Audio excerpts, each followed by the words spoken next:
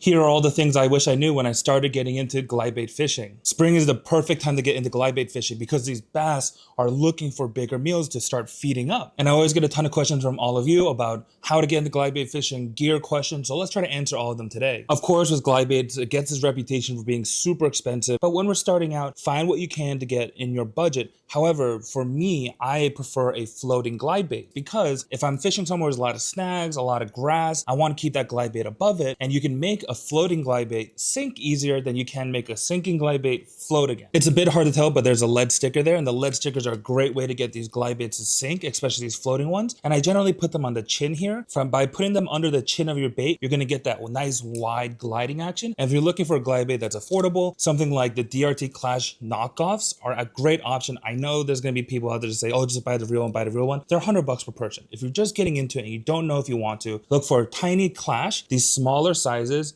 knockoffs. When we talk about rods, the biggest thing to consider is the weight of your bait. So kind of look at the baits that you have or that you want to buy. Generally for like this size of glide bait from like that 5-inch to 7-inch, unless we're talking about like 10 inches, generally we're talking about 1 to 5 ounces. And a lot of these glide bait rods come in that. So make sure you're in that range and you'll be fine to go. However, when it comes to the action of the rod, you don't want something that's fast or extra fast. Fast and extra fast swim bait rods are designed for soft plastic swim baits because a lot of these big swim baits have these big hooks in them and you need a faster action rod to really set that hook. However, when it comes to glide bait fishing, because we're fishing treble hooks, it's going to be a lot easier to hook into a fish. However, because these glide baits are a lot heavier, if that bass shakes its head, it's going to pop that hook a lot easier. So if we have a softer bending rod, right, something that will bend with the shakes of your bass's head, it'll make sure to keep those glide baits pinned and you'll catch and bring in a lot more bass. When it comes to fishing big baits, a 300 size reel is nice. However, you have to remember a 300 size reel is talking about that spool size. That's a lot of line to fill up. It can get really expensive.